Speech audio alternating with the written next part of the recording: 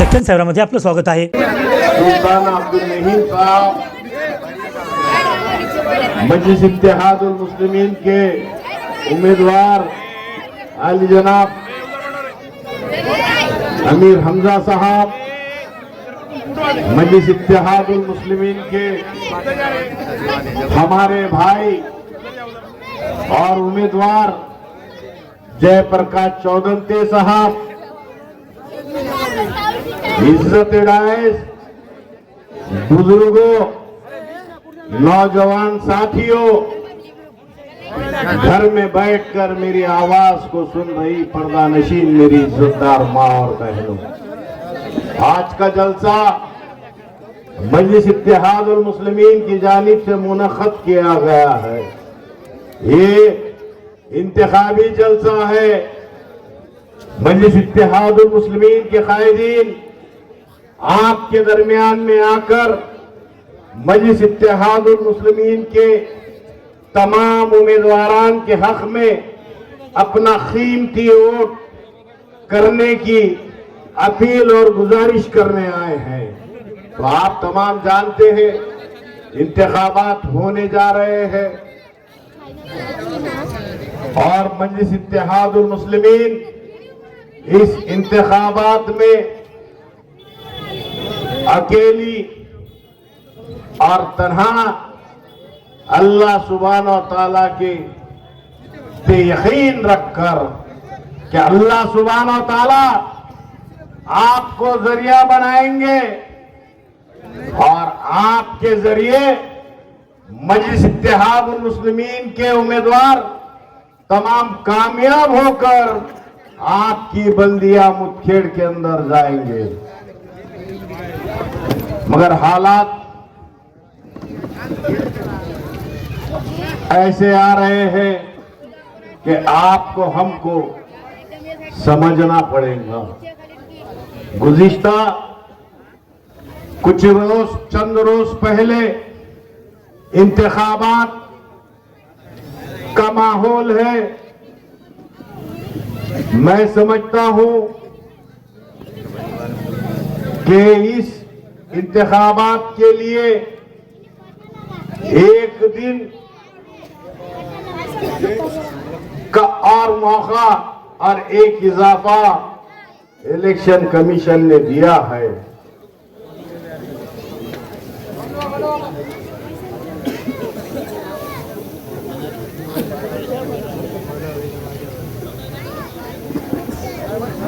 तो हालात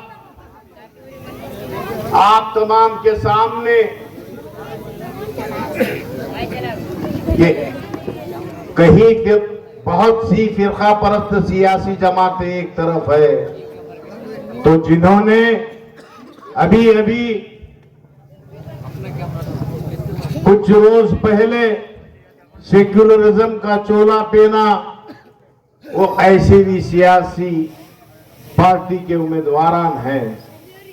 उनके ताल्लुक से तो मैं समझता हूं मुझसे बेहतर अगर आप सुनेंगे तो शेर महाराष्ट्र वारिस पठान साहब सुनाएंगे इंशाअल्लाह।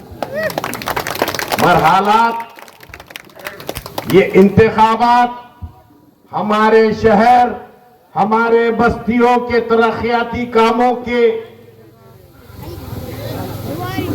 ऊपर बात करनी चाहिए, मगर चंद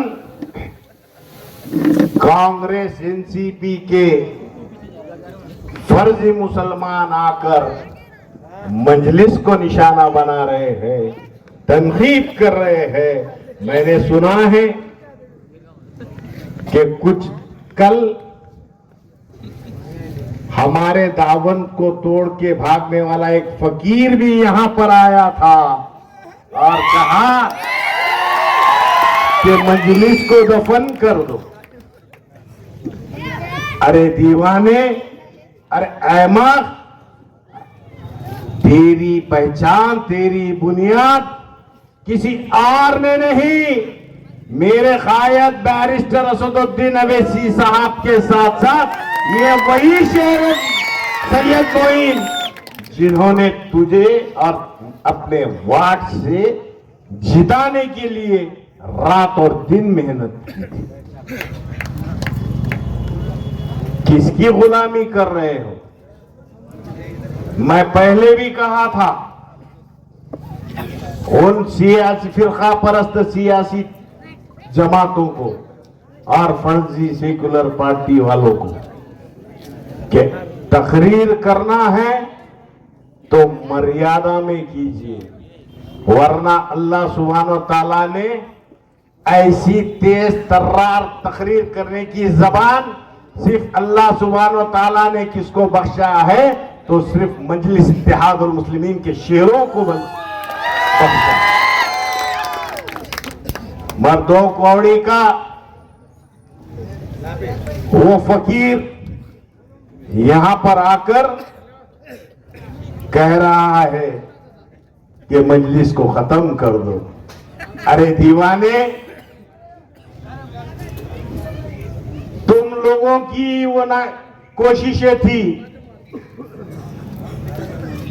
2012 में, ये वही सैयद मोइन साहब है जिन्होंने 11 कारपोरेटर को के लिए मेहनत करके कामयाब किए थे। उसके बाद तुम्हारी कोशिशें यही थी कि 2017 में सैयद मोइन साहब को जेल में डालने के लिए अशोक चव्हाण के तलवे चाटे आप लोगों ने। तो क्या कहा था 2018 में ये अशोक चव्हाण ने कि मैंने मजलिस इत्तेहादुल मुस्लिमीन को खत्म कर दिया है। अरे अहमद, अरे दीवाने, ये वही मजलिस इत्तेहादुल मुस्लिमीन है जो तेरी सियासत को खत्म करके तेरे घर पे बिठाने का काम 2019 में किया था। और मैंने सुना है कि एक 46 साल का छोटा सा बच्चा भी आया था, वो कांग्रेस का डिप्टी मेयर जो मजलिस के सदक़े और तूफैल में डिप्टी मेयर बना था। 46 साल का छोटा पापा इसलिए कह रहा हूं, धड़ से बड़ा हो गया मगर अभी उसकी गर्दन नहीं बैठी। ऐसी फिरका परस्त बात। तो मैं उनके मोहतरम वालिद साहब से, अब्दुल सत्तार साहब जिनको लक्कड़ आरा कहा जाता नांदेड़ में, उनको मशवरा दूंगा, अगर सही टाइम पे टालू भरते थे तो गर्दन बैठ जाती थी। नहीं बैठती थी। देखो कितना छोटा है बच्चा, सर उठा के देख रहा दोनों तरफ से, और वो दीवाना है कि अरे दीवानो, इलेक्शन बल्दिया के और ये कैसी तकारीर कर रहे हैं और कह रहे हैं कि राहुल गांधी सेक्युलर नेता है, मुसलमानों का दर्द रखता है। राहुल गांधी तो बहुत बड़ा नेता है। तो बताओ मेरे प्यारे और गयूर मुठभेड़ के मुसलमानों, जब कोरोना के अंदर हमारे मरकज को बंद किया गया, दिल्ली के मरकज को बंद किया गया, मौलाना साथ साथ जो दुनिया के अमीर हैं उन पे गुनाह दाखिल किया गया था, तब कहां था ये राहुल? किस बिल में जाके बैठा था राहुल गांधी? 2 किलोमीटर के दूरी पर ही था ना उसका घर, मर जाके जो दुनिया के अमीर मौलाना साद साहब की हिमायत में नहीं खड़ा। अगर मौलाना साद साहब और दिल्ली के मरकज के लिए अगर किसी ने बेबाकी से कहा था, तो आपके हमारे महबूब खायद मर्द मुजाहिद बैरिस्टर असदुद्दीन अवैसी साहब ने कहा था।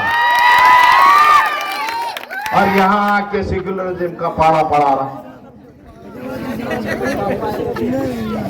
बाबा ने कितने गुल खिलाए, अरे दीवाने, अरे ये वही मजलिस इत्तेहादुल मुस्लिमीन है जिसकी कुर्बानी तुम्हारे बाबा को असेंबली का टिकट मिला था तो शिवसेना के साथ एडजस्टमेंट कर लिए।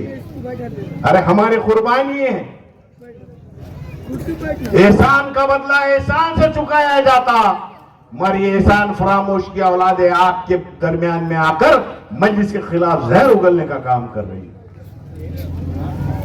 मगर याद रखो मेरे प्यारे मुसलमानों, आज मजलिस इत्तेहादुल मुस्लिमीन मजहब की बुनियाद पर सियासत नहीं करती। आज आपके दरमियान में हमने जयप्रकाश चौधरी जैसे एक उम्मीदवार को दिया,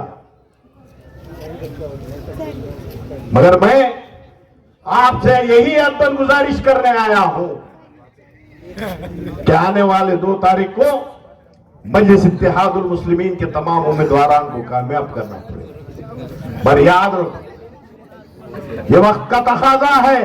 मैं बार बार कह रहा हूं मुसलमानों, 2020 जब दिल्ली के असेंबली के इलेक्शन चल रहे थे तो इतनों में से बताइए, वो अमित शाह, अनुराग ठाकुर कैसी तकरीर कर रहे थे, कितने लोगों ने सुना है? 2020 में जो इलेक्शन हुए दिल्ली असेंबली के, तो मुसलमानों के ताल्लुक से क्या क्या कहा गया, किस किसने सुना? नहीं सुने आप लोग? नहीं सुने? हाँ,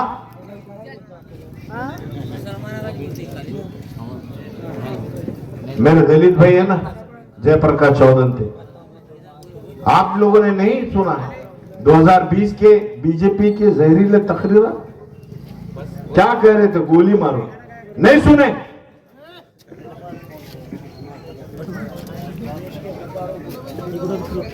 सुने ना क्या बोल रहे थे? सुने ना? उसके साथ और एक जहरीला बयान था। क्या कह रहा था देश का गृह मंत्री, होम मिनिस्टर?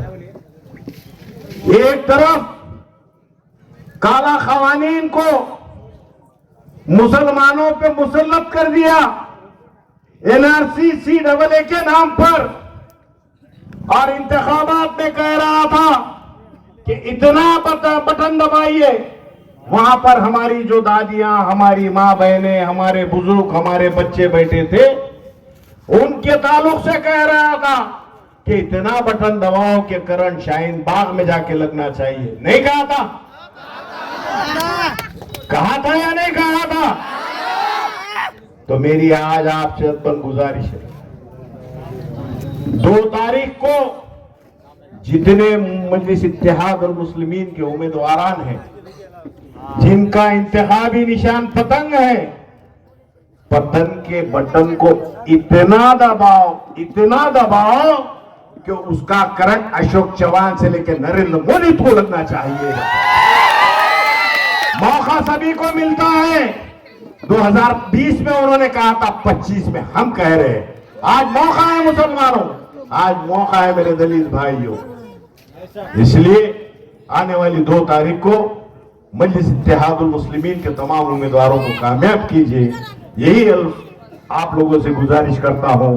अपनी बात को खत्म करता हूं, आप तमाम लोगों से रजा लेता हूं। अल्लाह हाफिज। जय भीम, जय भीम।